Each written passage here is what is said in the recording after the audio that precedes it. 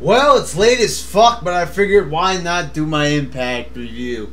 You know, thank God for YouTube watching these shows, because when you work late, there's no possible way of seeing Impact. So thank God for copyright infringement here on YouTube, posting Impact on here. So anyway, we start off with the DRAMAZ. Oh my God! OMG! Oh, you know, this, get your texting ready, get your, you know, your Twitter and Facebook. Oh my God, there's DRAMAZ on this show. Brooke Hogan and Bully Ray, are they together? You know, it's okay. It's better than Cena and AJ, I guess. You know, I think this is sort of like a war between WWE and TNA at this point. First, TNA does the shitty AJ crackhead storyline. Then they do Cena and AJ to copy it. And now they're doing another relationship storyline. You know, probably to one-up them to say, hey, you know, we could do it better than you still. You know, it's not really so much better as it's just more tolerable, I guess. Anyway, Austin Aries makes fun of Brooke Hogan. He lays down on the desk and says he doesn't know how she could be comfortable this way. That was funny. You know, nothing too great here to kick off the show. A little lame, but way better than anything fucking WWE did over on Raw this Monday. So then we get our first match. It's Mickie James defeating Gail Kim. You know, an okay match.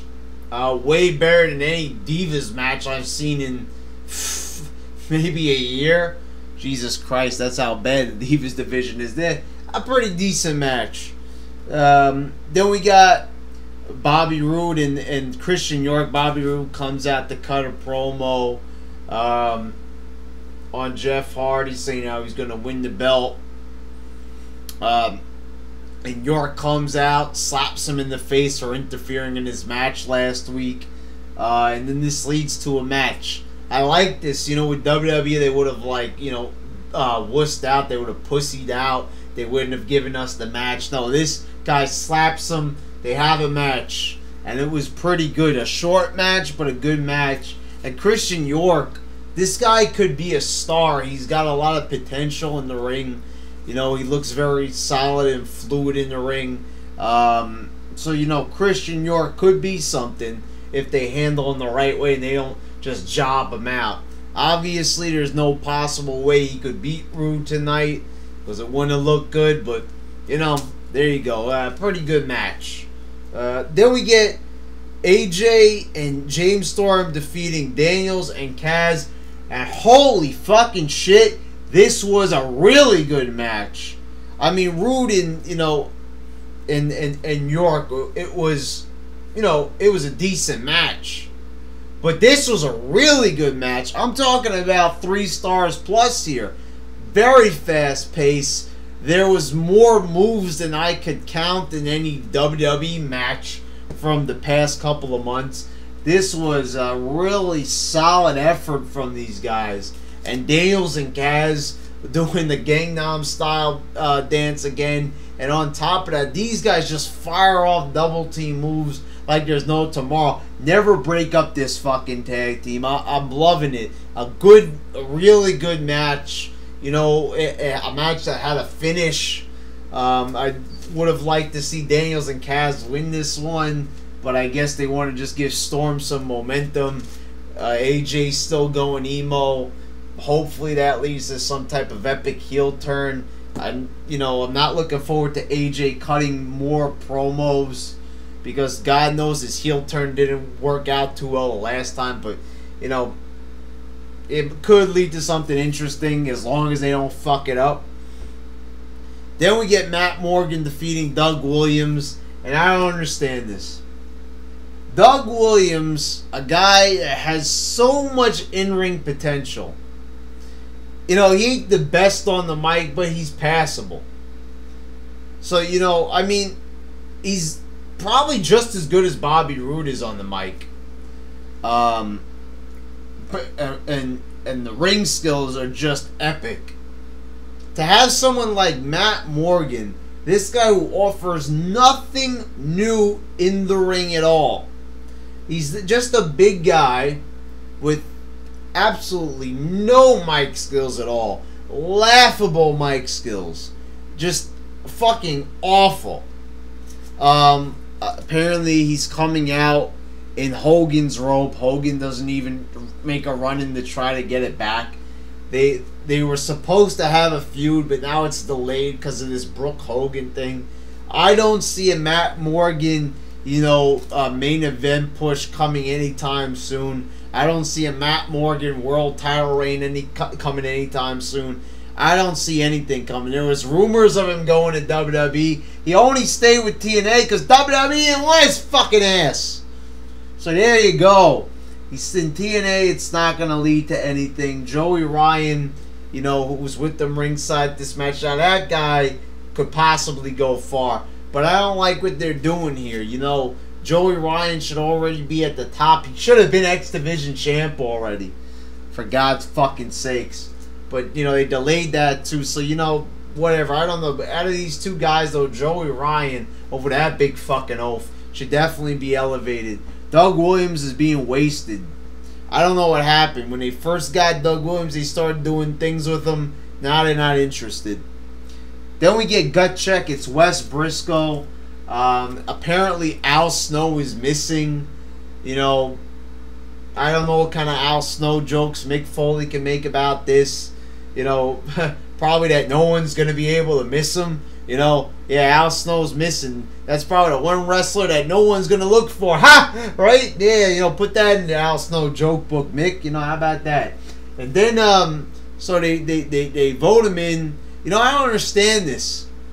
Backstage, Bruce Pritchard seems like he's not going to vote in Wes Briscoe, and Taz is. Then they go out there and they switch it all around. And then D'Lo Brown is filling in for Al Snow, so Wes Briscoe gets voted in. I hear on the dirt sheets that Wes Briscoe is apparently going to be part of Ace and Nate's. D'Lo Brown is apparently going to be a part of it too. I don't know. Wes Briscoe and Ace and Nate's is... It's not going to be too exciting. You know what I mean? This guy doesn't have any charisma. No promo skills. The guy cut a promo tonight that was supposed to be emotional, but there was no emotion in his eyes. So Wes Briscoe, yeah, Garrett Bischoff comes out and Kurt Angle comes out and pretends to be happy for him. Big fucking deal.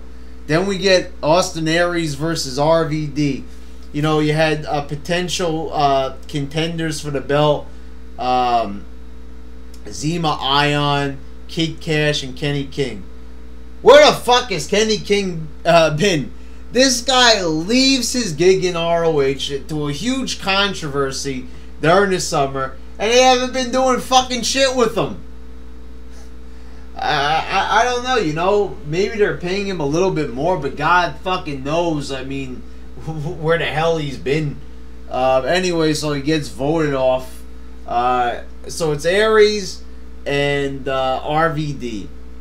And this was actually a pretty decent match. The finish was, just a basic run-in with Bully Ray. It was a decent match, though. If they had enough time with this matchup, because RVD is... RVD seemed like he was feeling a little bit more than normal. Lately, RVD has improved a little bit, but it was a decent match. A really good neck breaker on the barricade by Aries. A couple of good spots made this a pretty decent match. An enjoyable match. So overall, I gotta say, a pretty decent show with a really good tag match on this card. That if people didn't see it, they should probably check it out. I don't remember the last time I said that in a review. If you didn't see it, check it out. Not the whole show, but that match you should probably take a look at. Yeah, so I gotta say, TNA at this point in time is more enjoyable than WWE. And why? Well, just look at tonight. the guys left it all in the ring tonight. You had some pretty decent matches. And actually a really good match to boot. And what's the thing that makes Impact good? Is it's only once a week. You're not overloaded with tons of television from WWE. You know, that's overbearing. I know you know the fanboys, the YWs, you're gonna be like, oh, if you don't like WWE, don't watch all the content. You know it's there, and if it's there and I don't watch the WWE programs, I feel very guilty being a wrestling fan. I feel obligated to watch all of it. This way with Impact, I mean, it's just Impact. There's Explosion, but you know, you gotta search all over the internet for it. Sometimes it's not, you know, Explosion can be decent sometimes, but yeah, you know, the fact of the matter is that just TNA is producing a better product now. Not a good product, but a better than WWE product. So yeah, a pretty decent show. So there you go.